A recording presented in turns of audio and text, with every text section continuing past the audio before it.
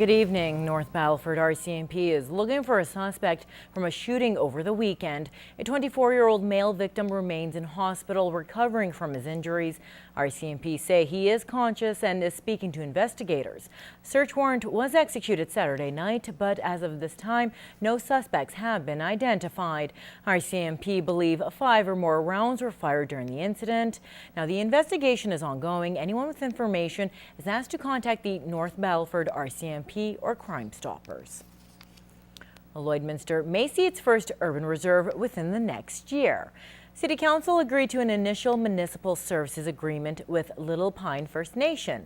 Mayor Jeff Mulligan supports the project but says the ball is in the First Nations court now.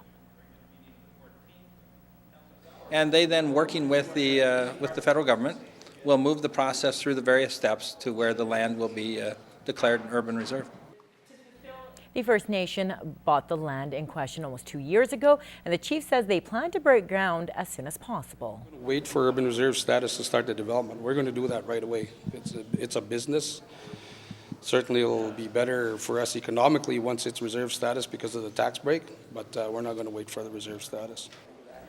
Council has agreed to move forward on a rezoning that could see a new casino on the urban reserve grounds.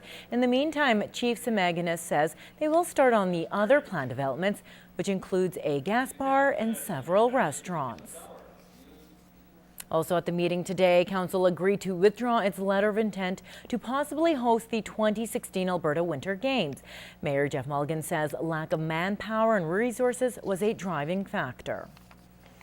Well, construction on a new $2.1 million housing project is underway in Meadowlake. The majority of the funding for the 11 single-family units comes from the Saskatchewan government's Head Start on a Home program.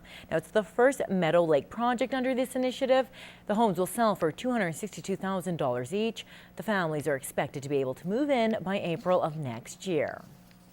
Well, road construction continues in the border city in several different areas. Today, another local route was closed in an effort to repair our roads. Megan Willis has more. Pavement restoration will have 40th Avenue closed while the city works on damaged asphalt. We've got a couple of major pavement failures, and so we've had to close down the road in order to get those done. The failures extended over both travel lanes. As we head into the summer, you can expect to see road repairs throughout the city from winter destruction. Certainly, this is one of those times of the year wherein pavement failures can happen suddenly as the frost is moving out of the ground. And so public safety is our primary concern, and we needed to get in there and get the work done. Construction crews will be working on different areas of the city as damages on the roads get worse with weather.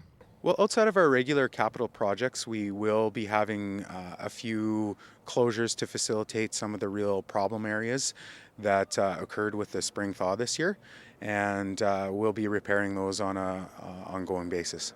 Weather permitting, the expected due date for the completion of the project is Wednesday at 5 p.m. Until then, the city is asking motorists to slow down in construction zones, obey all signs and detours. Megan Willis, Newcap News.